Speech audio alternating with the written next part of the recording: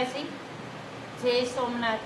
તમારા બધાની હું આશા એવી રાખું કે બધાની કુળદેવી તમારી ધ્યાન રાખે અને તમને તમારા કુળદેવી પ્રત્યે ભાવ વધે, તમને આસ્થા વધે, તમારા નાના બાળકો ભક્તિ તરફ વધે અને ભણવામાં આગળ આવે, ગુજરાતનું નામ રોશન કરે, એવી હું આશા લઈ અને ફરી આવી। તો આજે મને એવી ઉર્જા દેખાય કે ક્યાં તમારા પાછલા જન્મનું ધન તમારી હાથે દાટેલું છે, તમે આ જન્મમાં પાછો અવતાર લઈને આવ્યા અને તમારા ખેતીવાડી અથવા તમારા ગામમાં રહેતા કોઈ તમારું પુરાણું ઘર હોય ત્યાં તમારી ભાગ્યમાં ધન છે, ક્યાં તમને દેખાય તો હું આ કાર્ડ દ્વારા કહેવાની કોશિશ કરા, 100% કોશિશ કરા।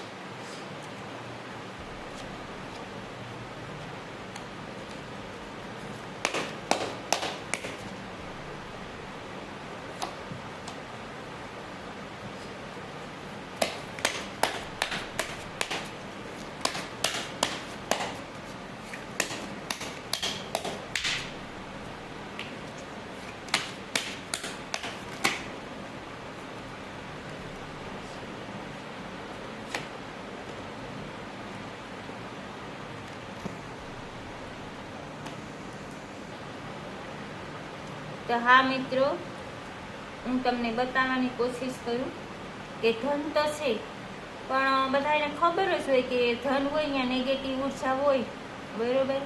જ્યાં લક્ષ્મી ઉર્જા હોય ત્યાં નેગેટિવ ઉર્જા હોય, એટલે તમે 100% મૂંઝવણમાં છે જ। પણ કોને કેવું એ આ કાર્ડ બતાવે મિત્રો। અને આ પાછલા જન્મનું કાર્ડ છે કે તમે કોઈ રાજા મહારાજાની જેમ જિંદગી જીવતા અને તમારા પૂર્વજોનું, તમારા બાપ દાદાનું અથવા તમારું દટાયેલું ધન છે અને તમને અત્યારે સંકેત મળે, 100% સાચું છે। અને પાછું આ બીજું કાર્ડ આવ્યું કે કોઈ શેતાનની ન્યાય સાયો છે, શેતાનનો સાયો છે એટલે કોશિશ કરવાવાળાએ કરી પણ હશે, પણ એટલું એને કામયાબી નથી મળી, આ કાર્ડ એ દર્શાવે। અને અહીંયા તમે સંઘર્ષ કરી રહ્યા, તમને ખબર છે તમે ખેતરે, કદાચ ખેતરની બાજુમાં ધન હોય, ખેતરે જાઓ, તમે સખત સંઘર્ષ કરો, મહેનત કરો, મહેનતથી કંઈ એટલું નથી મળતું, નિરાશા થાય કે અહીં દટાયેલું ધન છે, થોડુંક પણ મળી જાય, બધાયના આશા હોય, એ પેડું કંઈ ડબલ નથી થવાનું કે આપણે નહીં તો બીજા કોકના ભાગ્યમાં તે જવાનું છે, પણ તમારા ભાગ્યમાં છે। આ કાર્ડ એ દર્શાવે કે તમે સંઘર્ષ કરો ને તમને કોક દી એમાંય થતું હોય કે અહીં સામું જ ધન છે પણ કેમ નથી નીકળતું, એટલે આ કાર્ડ એ દર્શાવે। અને આ કાર્ડમાં ડાયરેક્ટલી ધન જ આવી ગયું, આ ધનનું કાર્ડ છે, ક્યાંય ધન બતાવે કે હા ધન છે મિત્રો।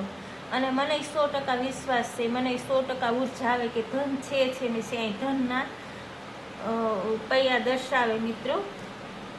અને આ એ દર્શાવે કે તમારે થોડુંક જાગૃત થવાનું છે, થોડુંક આગળ આવવાનું છે, તો આવી રીતની જિંદગી તમે જીવી શકશો। આમાંથી સંઘર્ષમાંથી બહાર નીકળી અને રાજકુમારની જેમ તમે જિંદગી જીવી શકશો। અહીંયા તમને બીજું જ કાર્ડ આપ્યું કે આ તમારા પૂર્વજન્મનું કાર્ડ, આ કોઈ પણ રાજા મહારાજાની જેમ તમે જિંદગી જીવતા, તમારું રટાયેલું ધન છે, એટલે આ બીજા કાર્ડમાં એ રીતનું આવ્યું હતું।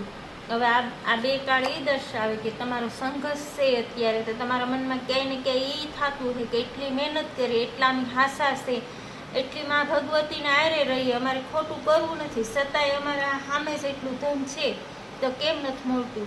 તો મિત્રો તમે આ ઉલઝનમાં છે, હું મારા નંબર આપા, તમે ક્યાંય પણ આમાં અટકો તો હું મારી 100% હું તમને મારું ઉર્જા દેવા તૈયાર છે, હું 100% દેવા તૈયાર છે, હું મદદ કરા તમારી।